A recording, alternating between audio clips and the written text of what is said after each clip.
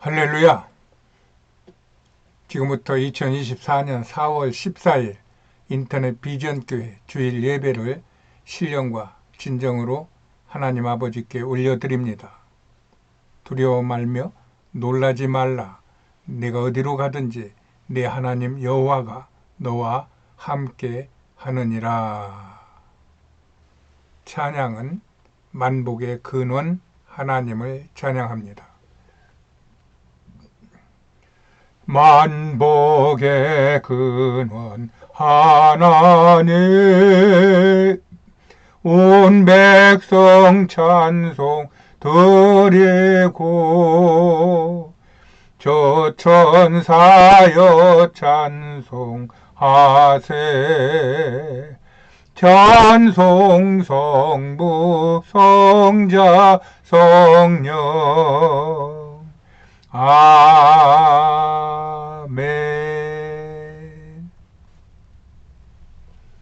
예배에 앞서 우리의 믿음을 하나님 아버지께 고백해 올려드립니다.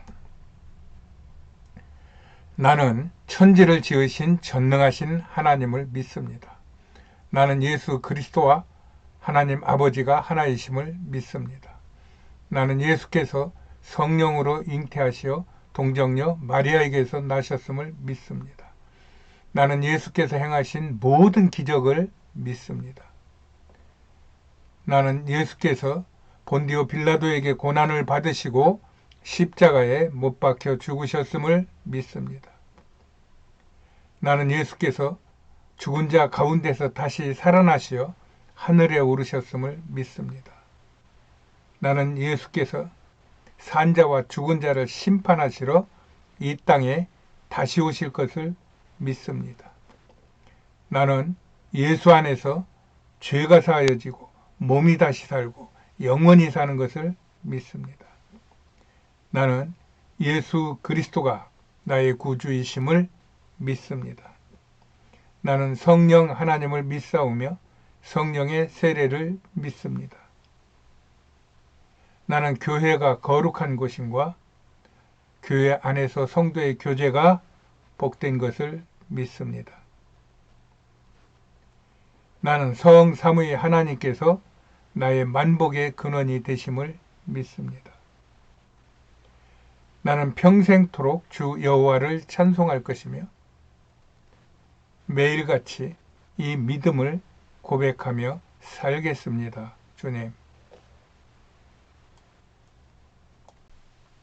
오늘의 본문 말씀은 마태복음 16장 18절 말씀입니다. 제가 봉독해 올립니다. 또 내가 네게 이르노니 너는 베드로라. 내가 이 반석 위에 내 교회를 세우리니 음부의 권세가 이기지 못하리라. 아멘. 기도하십니다. 좋으신 하나님을 찬양합니다. 죄로 죽었던 저희들에게 예수 그리스도로 오셔서 이 땅의 모든 죄를 십자가에 못 박고 피 흘리고 살 찢기셔 우리를 구원해 주신 하나님 아버지의 은혜에 감사를 드립니다. 주여, 그리하여 우리가 하나님의 은혜를 입고 하나님의 자녀가 되어 이 땅에서 천국을 소망하며 또한 천국의 삶을 살아갈 수 있도록 성령을 부어주시니 감사합니다. 이 믿음이 날마다 우리 안에서 충만하게 하여 주셔서 차고 넘치게 하여 주셔서 많은 영혼들에게 흘러 넘치게 하여 주시옵소서. 그들이 이 복음의 말씀으로 생명을 얻되 더 풍성히 얻고 영혼이 구원받아 그 영혼이 잘되고 범사가 잘되고 강건한 복을 온 세상에 같이 나누어 누릴 수 있도록 주여 저희들에게 은혜와 복을 더하여 주시옵소서. 말씀 안에서 이 이루어짐을 믿사오니 오늘도 말씀 듣는 저희들에게 성령의 지혜와 총명으로 함께하여 주셔서 말씀이 깨달아지게 하시고 그 깨달음이 우리의 능력이 되게 하여 주셔서 세상에 나가서 세상의 죄와 악을 물리치고 하나님의 나라의 충성된 일꾼으로 살아갈 수 있도록 축복하옵소서. 이 일을 방해하는 모든 악한 세력, 어둠의 세력, 두려움의 세력이 떠나게 하여 주시옵시고 병마가 떠나게 하여 주시어서 영육 간의 강건함을 얻어 하나님께 쓰임받는 귀한 천국 백성들 다 되게 하여 주시옵소서. 오늘도 예배에 나와 하나님 존전에 무릎 꿇고 기도하며 두 손 벌려 기도하며 하나님을 찬양하고 하나님께 아뢰고 하나님께 고백하는 모든 것들이 소통되기를 원하며 우리 구주 예수 그리스도 이름 받들어 감사하며 기도하였습니다. 아멘. 할렐루야.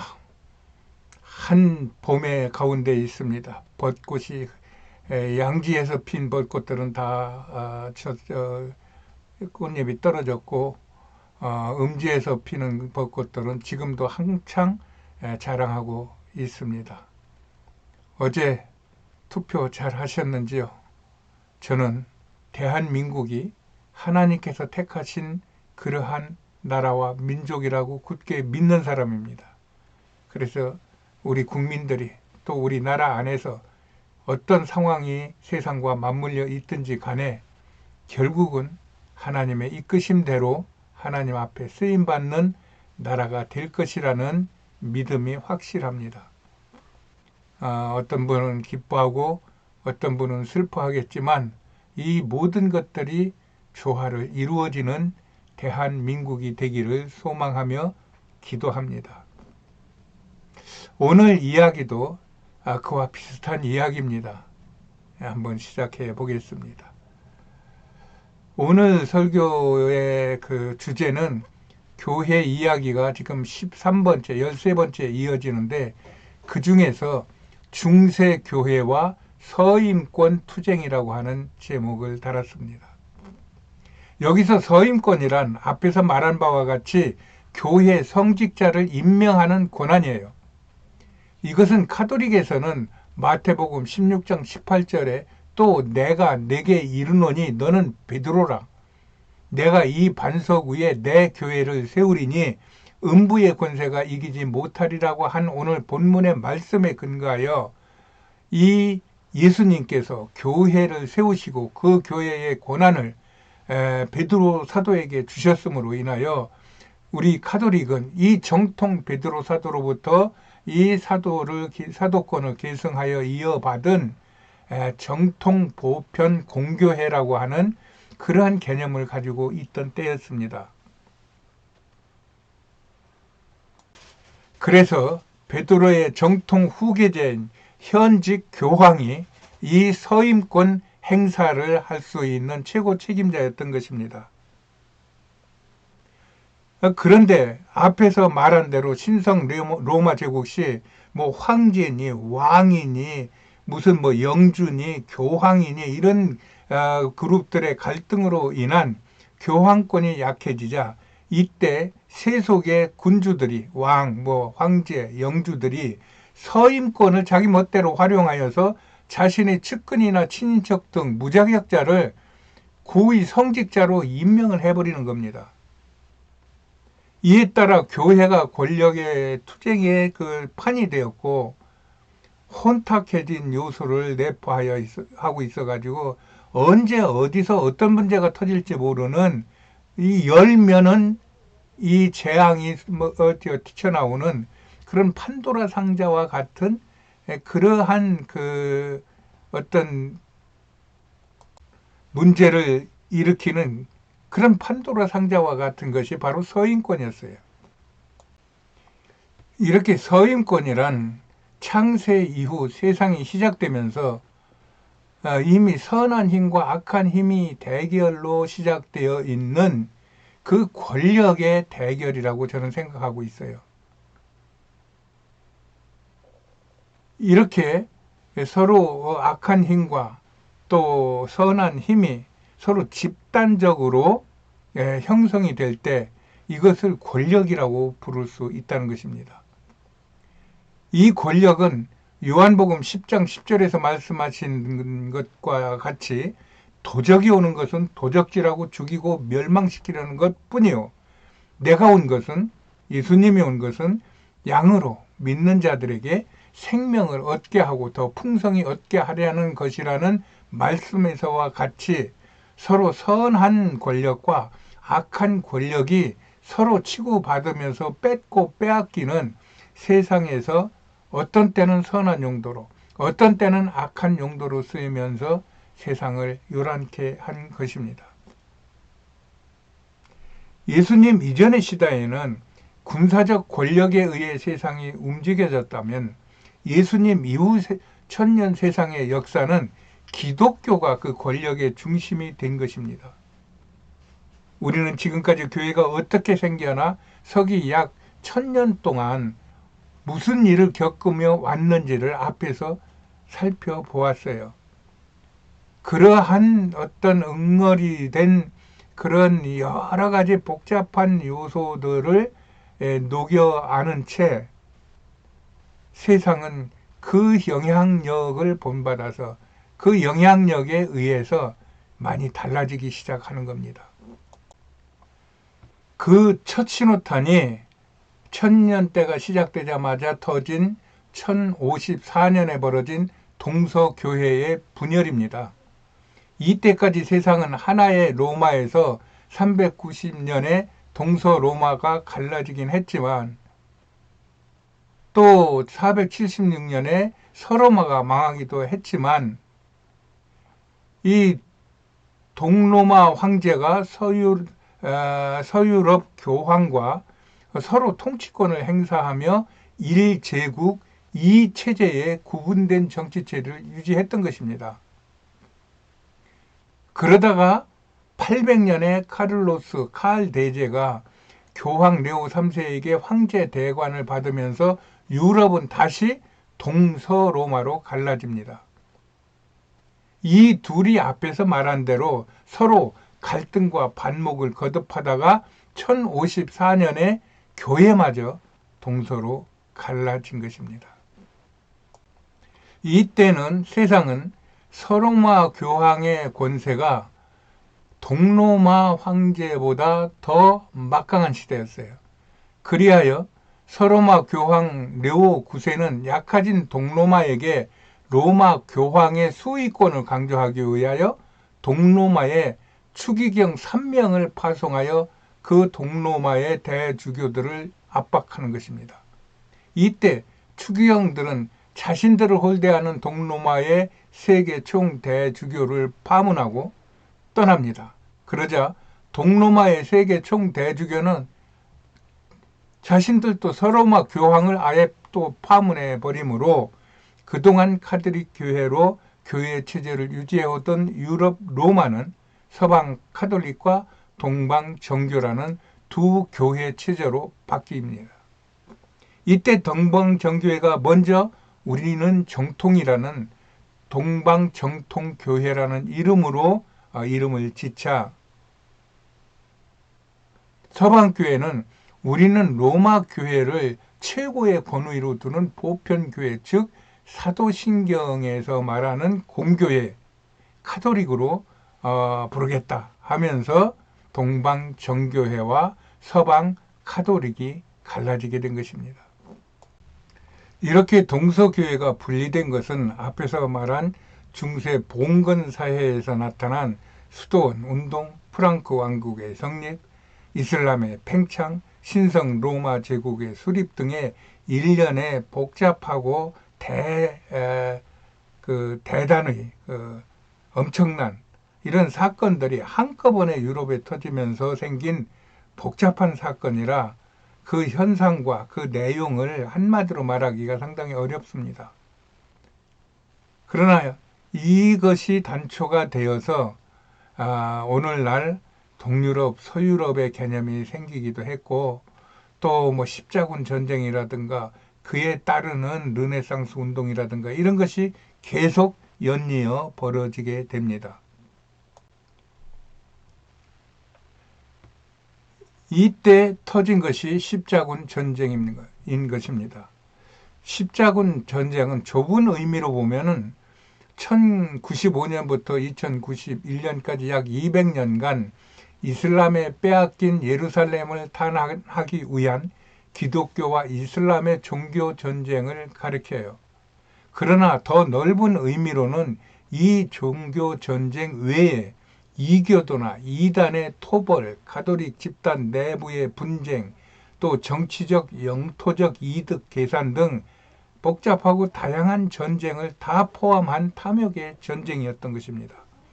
특히 4차군, 10차군 전쟁 때에는 같은 기독교회인 동방정교를 공격하여 그들을 심히 학살하고 또 그들을 약탈하면서 이 그 동방교회가 일시적으로 라틴 제국이라고 하는 그런 피난 제국을 만들 정도로 이 기독교 간의 그 처참한 살육, 또 처참한 약탈, 파괴, 이런 것들이 있어서 동서방이 더욱 적대적인 관계를 갖게 된 그런 계기도 되었어요.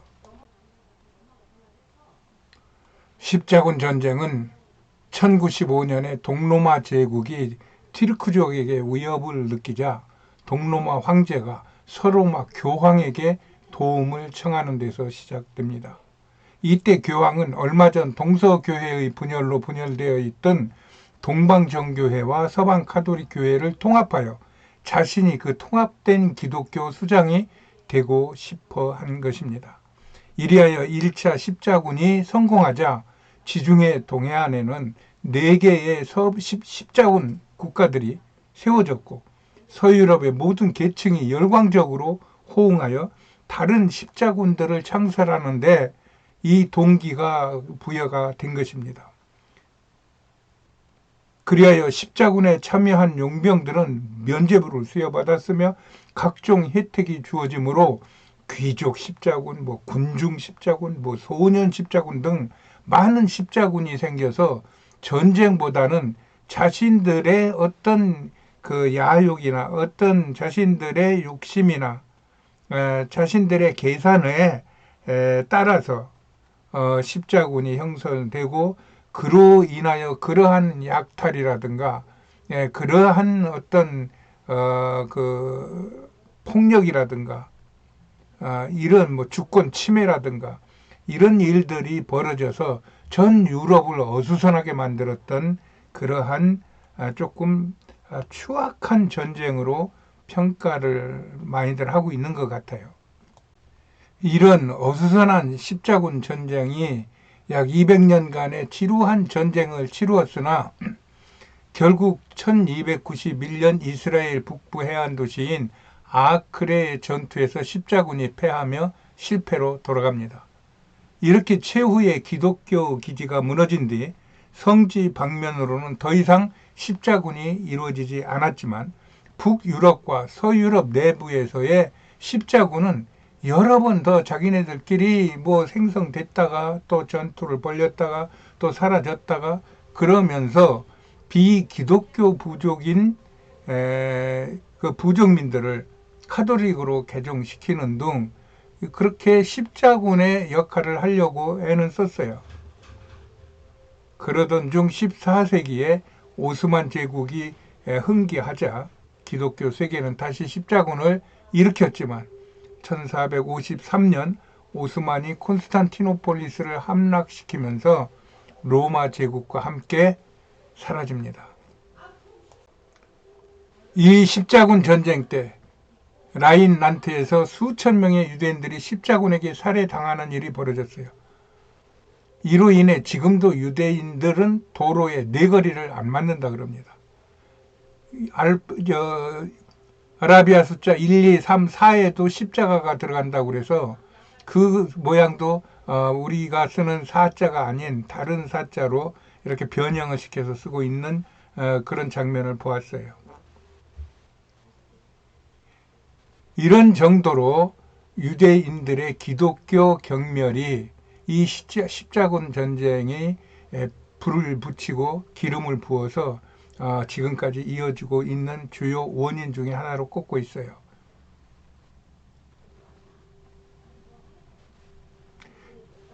또 반면에 이 십자군으로 인해서 지중해의 상업과 교역이 번창하게 됩니다.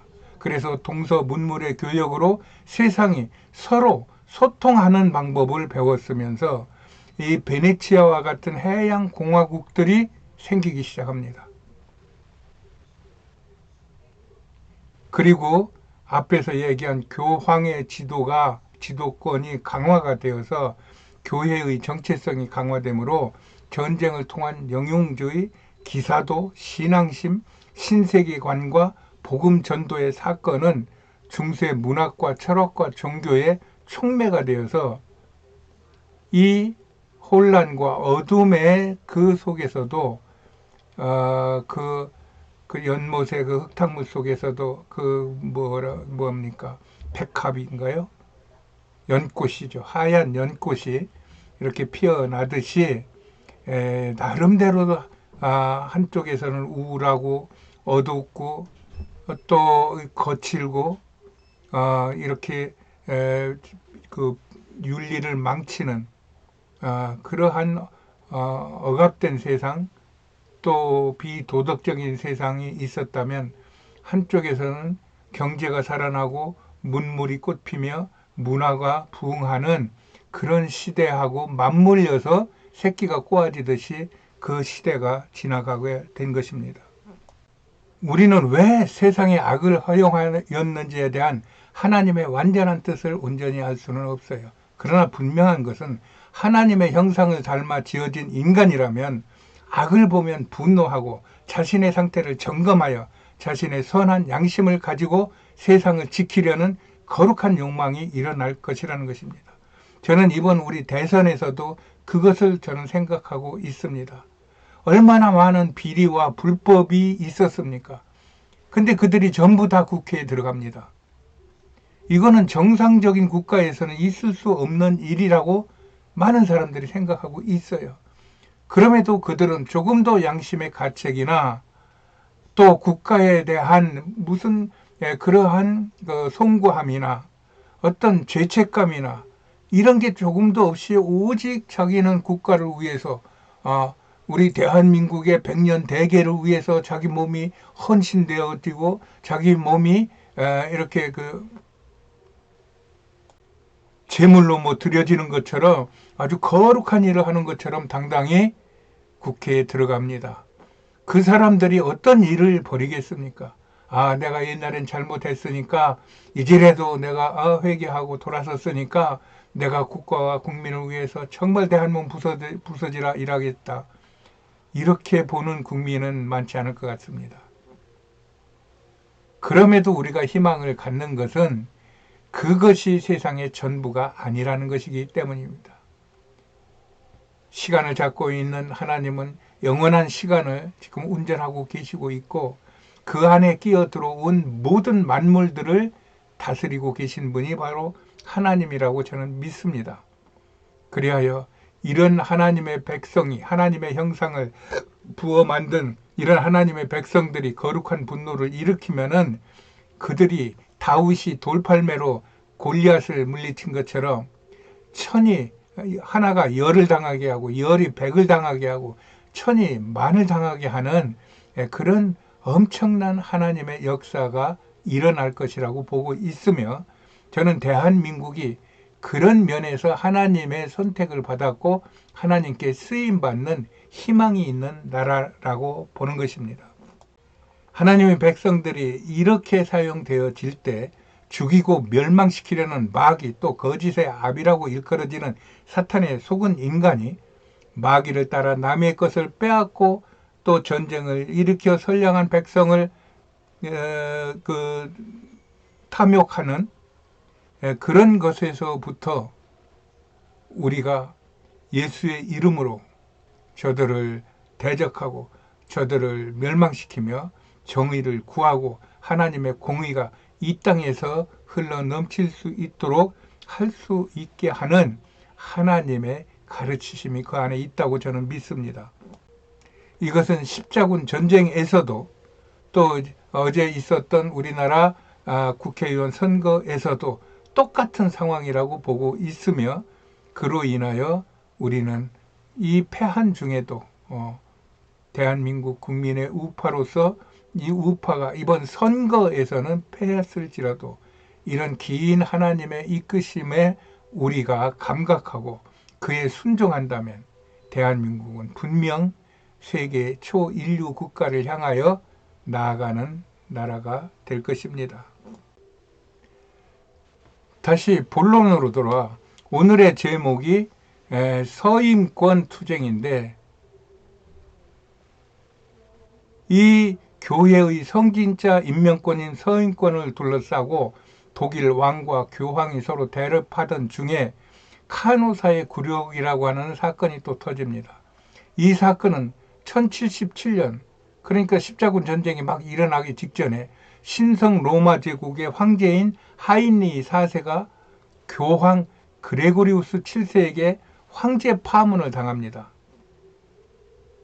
그러자 이 황제가 이탈리아 북부 도시인 저 카누사성에 머물고 있는 교황에게 가서 맨발로 서서 3일 동안 내가 잘못했습니다. 교황 성화인지 뭔지 뭐라고 부르는지 몰라도 교황님, 제가 다시는 이런 잘못을 짓지 않겠습니다 하고 3일 동안을 용서를 구하여 겨우 황제에 복귀한 상징적인 사건입니다. 그러나 이 사건이 반전이 되어서 이 황제는 다시 황제에 복귀한 후 독일에서 권력을 잡습니다. 그리고 10년 뒤에 로마를 탈환하여서 자신을 파면했던 교황을 폐위하고 복수를 감행합니다. 교황은 그로 인하여 로마를 떠나서 망명지에서 쓸쓸히 객사하는 허무한 일이 교황과 황제라는 당시의 최고의 권력자들 간에 있었던 것입니다. 이렇게 세상은 서로 죽이고 빼앗고 멸망시키려는 그러한 권력 다툼이 있는 것이고, 우리는 하나님의 생명을 가지고 그 생명을 빼앗으려고 하는 악한 원수 마귀들을 내어 쫓고 저들을 멸망시키는 권력을 행사하는 하나님의 군사들인 것입니다.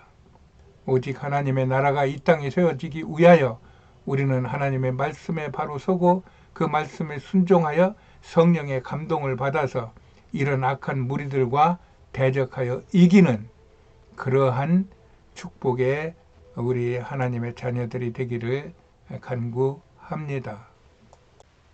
반대로 14세기에는 당시 이탈리아 로마에 위치해 있던 서방교회의 교황청을 신상 로마 제국이 강제적으로 프랑스 남부 아비뇽으로 옮깁니다. 그래서 아비뇽에서 1309년부터 1377년까지 약 70년 동안 머무르게 하면서 7명의 교황이 아비뇽에서 생활합니다. 이것을 유대인들이 바벨론에서 70년 포로로 끌려가 살았던 바빌론 유수와 빗대어서 아비뇽 유수라고 불러요. 이후 교황청은 1377년에 로마로 이전하여 아비뇽 유수를 종식시켰어요. 그러나 바로 그 다음 해에 교황 그레고리오 11세가 죽자 곧 이어 서방교회 대분열이라고 불리는 또 다른 사건이 뒤를 이어 발생합니다. 이 그레고리오 11세, 아비뇽에서 돌아온 마지막 교황이죠. 이 그레고리오 11세의 죽자 그 뒤를 이어 로마에서 교황 우르바노 6세를 새로 선출하여 즉위시킵니다. 그러자 신임 로마파 교황과 아비뇽 출신의 친 프랑스파 추기경들 사이에 심각한 갈등이 발생을 하죠. 친 프랑스파 추기경들은 아나니, 여기 로마에서 얼마 안 떨어진 것 같습니다. 이 아나니에 모여서 신임 교황이 무효로 선출됐다고 무효를 선언합니다. 그리고 새로 그 추기경 하나를 세워서 클레멘스 7세로 7세 교황으로 옹립하여 새로운 교황으로 세웁니다. 이 클레멘스 7세는 다시 아비뇽으로 이주하여 아비뇽에서 새로운 교황청 조직을 만들어요. 그리하여 로마와 아비뇽 두 곳에 교황이 공존하는 서방교회 대분열 사건이 일어나고 맙니다. 두 교황은 서로를 적 그리스도로 칭하며 극렬하게 대립하며 서로 갈등하고 또 이 분쟁을 하였던 것이에요. 이렇게 혼란한 틈을 타서 또 다른 사람이 이 독일 지역에 있는 이 콘스탄트 지역이라고 하는 지역에서 불법적으로 다시 교황이 또 돼요. 이것을 대립교황이라고 그러는 거예요. 그러니까 정식 교황이 아니고 정식 교황에 대적하여 일어난 교황이 이 요한 23세가 이 콘스탄츠라는 데서 회의를 소집해가지고 그래가지고 교황이 된다 이 말입니다. 이 콘스탄츠 공의회는 중세 최대의 종교회로 평가받습니다. 그래서 각국의 군주, 추기경, 대주교, 신학자 등 여러 부류의 인사들이 참여해서 이 콘스탄츠 공의회에 참여했던 것입니다. 이 회의에서 대립교황 요한 23세와 병립하던 두 교황 셋을 모조리 다 폐위시킨 거예요. 그리고 새로운 통일 교황으로 마르노 5세라는 사람을 교황으로 선출하며 공의회의 권력을 교황권보다 더 위에 두는 그런 교권을 확립합니다. 이렇게 함으로써 이 교회죠. 교단이죠. 말하자면 이 교회가 교황보다 더 우위에 있는 그런 권한을 가지고 교회의 대분열을 종지부시키고 이때 또 위크리프나 또 후스와 같은 이 개혁주의자들을 처형하고 더 이상 이 교회에 대하여 비판하고 비평하고 반기를 드는 그러한 세력들을 척결하면서 교황권을 강화시킨 것입니다. 이렇게 콘스탄츠 공의회에서 깔끔하게 교회 대분열을 정리한 것 같아도 그 속에 있는 인간의 욕심들은 여전히 교회의 권력을 신의 명령으로 대치시키며 자신들의 욕심을 채운 신적 권위로 이 세상을 장악하려고 했던 것이에요. 그리하여 사람들이 하나님의 이름 하에 벌이는 이 권위적인 교회에서 멀어지며 봉건 사회가 동요되고 그동안 십자군 전쟁들로 익힌 세계의 문물과 사상이 섞이며 국제교역으로 많은 부를 축적한 그러한 그룹들이 생겨나면서 새로운 자신들의 세계관을 넓히고 국가관을 넓혀서 국가를 형성하려고 하고 삶을 신에 의지하는 것이 아니라 신인 협동의 관점에서 하나님께 우리가 순종하면서 그의 뜻을 따라 종교성도 잃지 않고 열심히 살으려고 하는 그 르네상스의 그 문화 운동이 벌어지게 됩니다. 그리하여 이들은 14세기경부터 교부 시대의 신앙이나 정신을 재해석하여 그 결과 인간의 시야를 넓히고 새로운 인간 중심의 세계관과 자연관을 탄생시킨 것입니다. 이것이 종교, 문학, 미술, 건축 등의 다양한 방면에 적용되며 르네상스, 즉 재생이라고 하는 말로 이름이 붙여진 것이에요. 그러나 르네상스는 단순히 재생을 뛰어넘는 재창조의 개념으로 보아야 할 것이에요. 왜냐하면 그들은 예전의 신정통 사상은 발을 즉 정으로 보았다면은 자신들의 이런 새로운 사상을 그 정의에서 벗어난 뭔가 좀 굽어있는 코미디와 같은 그런 그 노래의 곡조로 표현한 것 같습니다. 그래서 여기 문예 부분에 단테의 신곡이라고 하는 부분과 보카치오의 인곡이라고 하는 부분이 서로 대치가 되는데 단테는 신곡에서 천상에서 일어나는 하나님의 세계에 대하여 인간적인 눈으로 보면서 그 하나님의 장난, 하나님의 이 곡자가 그런 곡자라는 거예요. 노래, 그림, 혹은 장난, 코미디 이런 때 쓰이는 한자가 곡자라고 그럽니다. 우리가 작곡할 때 곡, 곡예할 때 곡, 그 곡자라는 얘기예요. 거기에 비해서 인곡은 사람들의 사랑 노래를 이야기하면서 사람들이 이 세상을 살아가는 그러한 모습을 그린 것이 신곡과 인곡이라고 하는 것으로 르네상스 운동을 펼친 것입니다. 여기에 수상록이라고 하는 몽테뉴의 그러한 그 인간의 생각과 이성이 어떻게 서로 이게 관계를 짓는가 하는 것들, 우리가 유명한 그 맨몸 입은 사람이 팔을 벌리고 서 있는 인체 비례도, 또 인본주의의 시장 경제, 세계 무역, 항해술, 이런 것들, 식민지 이런 개념들이 살아나고, 또 토마스 아퀴나스의 신학 대전을 통해서 종교가 학문적으로 통합이 되고, 그러는 것들을 전부 다 묶어 가지고 나타난 현상이 종교 개혁이라고 하는 현상으로 나타났다는 것이기 때문에 이런 것들은 그냥 재생의 의미로서는 설명이 하기 어렵고 재창조의 의미로 해석되어야 맞는다. 저는 이렇게 생각을 하고 있는 것입니다.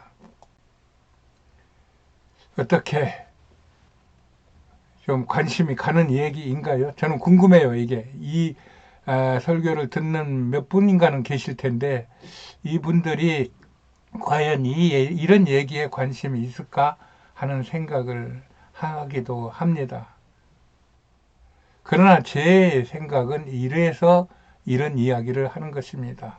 예배 중에, 설교 중에 저희는 지상 집합할 수 있는 그런 교회가 아니고 이렇게 인터넷으로만 하는데, 이걸 그냥 아무 은혜로운 얘기들은, 그런 말씀들은 인터넷에 얼마든지 퍼져 있는 거고, 이렇게 일반적이지만 일반적이라기보다는 조금 한 발 앞선 그런 분들이 서로 생각을 공유하고 그로 인하여 하나님의 나라가 이 땅에서 어떻게 이루어지는지를 서로 생각하기를 원하는 분들이 있다면은 그분들에게 조그만 자료가 될 수 있을까 하는 생각으로 하는 것입니다. 이렇게 세상은 세상 방식대로 흘러가지만 하나님의 구원의 역사는 그 세상의 역사 속에서 여전히 동일한 방식으로 지금도 역사한다는 사실이 제게는 보이기 때문이에요. 우리는 세상만 바라보고 살면 이런 갈등과 분쟁과 고통의 세상을 벗어날 수 없어요. 그러나 성령 안에서 보면 세상은 비본질적인 그릇이지만, 그러나 이 그릇에 우리의 신앙이 담기면 이 안에 있는 신앙으로 세상을 변화시키고 세상을 움직일 수 있는 영적 파워, 영적 권위가 우리에게 소유가 되며 그로 인하여 세상은 바꿔질 수 있다는 것을 말하고 싶기 때문입니다. 결론적으로 세상은 잠깐 있다 사라지는 안개 같은 것입니다. 그러나 성령은 우리에게 그 안에 있는 인간의 영원한 생명을 담아야 하는 그릇이 되어 세상과 영혼을 사랑하고 가르치라고 말하고 있다는 이야기입니다. 사람이 만일 온 천하를 얻고도 제 목숨을 잃으면 무엇이 유익하리요? 사람이 무엇을 주고 제 목숨을 바꾸겠느냐? 나는 사람이 그리스도로 구원을 받는다는 것은 그때부터 그는 하나님의 영원한 생명을 전하여 세상을 구원할 지도자로 선택받은 것이라고 생각합니다. 즉 우리의 사랑의 대상은 세상 죄를 지고 가는 불쌍한 영혼들이고 그 영혼들이 세상을 살아가고 있기 때문입니다. 이로 인하여 먼저 된 자는 예수님의 가르치신 바를 성령을 통하여 배우고 익혀 세상에 또 다른 영혼을 구하여 제자를 만들어야 하는 거룩한 사이클이 이 세상 끝날까지 이어진다는 것입니다. 나는 이 복음을 전하는 것을 그리스도인의 축복된 삶이요 행복한 삶이라고 믿는 사람입니다. 모쪼록 세상과 그리스도를 바로 알아 하나님의 사명을 감당하는 복된 우리가 되기를 예수님의 이름으로 축복합니다. 할렐루야. 그리하여 구원받아 예수의 몸인 교회가 지체가 된 우리 그리스도인은 이런 신앙의 그 역사를 본받아서 또 다른 영혼을 구원하고 아직 예수를 믿지 않는 분은 예수를 믿어 예수 안에서 진정한 복을 누리게 하자는 것입니다. 이 시간 예수를 믿지 않는 분이 계시면 저희 기도를 따라 예수님을 영접하시고 천국을 소유하시기 바랍니다. 예수를 믿는 것과 안 믿는 것은 하늘과 땅의 차이가 분명 있습니다. 제가 먼저 기도하면 저를 따라 기도하시어 예수를 영접하시기를 바랍니다. 기도하시겠습니다. 하나님 아버지 감사합니다. 오늘 저는 예수님의 행하신 구원의 역사를 받아들입니다. 저는 오늘 예수님을 나의 구주로 영접하겠습니다. 이제부터 예수님을 내 구주로 모시고 평생을 살겠습니다. 하나님 저희 죄를 받으시고 용서하시어 자녀 삼아 주시니 감사합니다. 나의 주인 되신 주님, 내가 주님을 평생토록 가까이 하겠사오니 나의 삶을 축복해 주시옵소서. 거룩하신 구주 예수님의 이름으로 기도합니다. 아멘. 할렐루야. 오늘 예수의 이름으로 구원받은 사랑하는 형제 자매를 축하하며 사랑하며 축복합니다. 하나님은 우리와 함께 하십니다. 우리 다 같이 영혼 구원에 대한 간절한 마음으로 이 청년들이 율동하면서 부르는 예수 믿으세요를 찬양한 후 기도하겠습니다.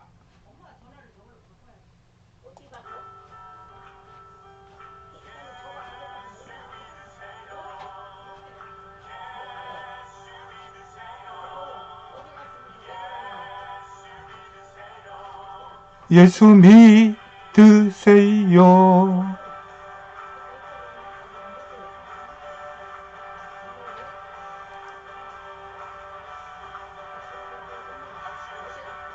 당신은 지금 어디로 갔나요? 발걸음 무겁게 이 세상 어디 쉴 곳 있나요? 머물 곳 있나요? 예수 안에는 안식이 있어요. 평안이 넘쳐요. 십자가 보혈 믿는 자마다 구원을 받아요. 예수 믿으세요. 예수 믿으세요. 예수 믿으세요. 예수 믿으세요. 기도하십니다. 하나님 아버지, 온 세상을 지으시고 다스리는 주님을 찬양하며 경배합니다. 하나님의 은혜로 구원받은 우리 그리스도인들에게 한 사람이라도 더 구원시키겠다는 마음으로 복음을 전할 수 있도록 성령을 구하오니 주여 부어 주소서, 넘치게 부어 주소서, 차고 넘치게 하여 주시옵소서.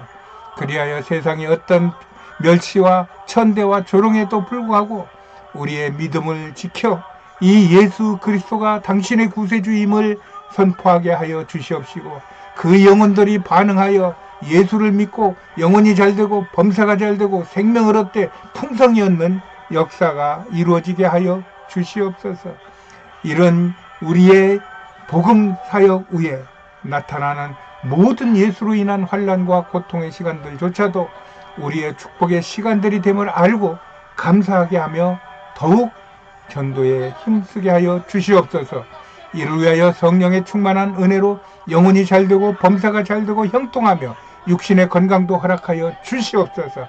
삶과 환경을 억압하는 모든 악한 세력들을 견디고 이기게 하시어 예수 그리스도 안에서 진정한 승리를 누리며 살게 하여 주시옵소서.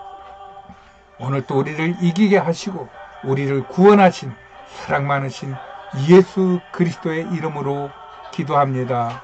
아멘.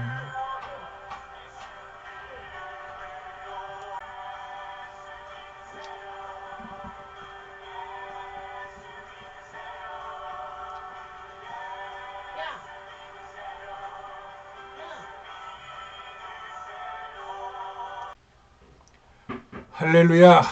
알리는 말씀입니다.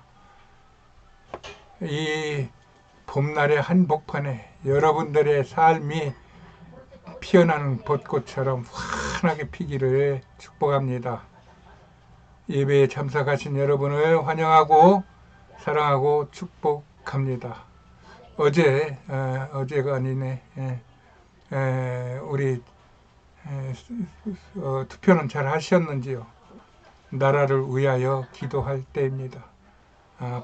오늘 설교 중에도 잠깐 말씀드렸지만 저는 우리나라가 세계 초인류 국가로 온 세상을 이끌 나라임을 저는 믿고 기도합니다. 하나님께서 하시면 합니다.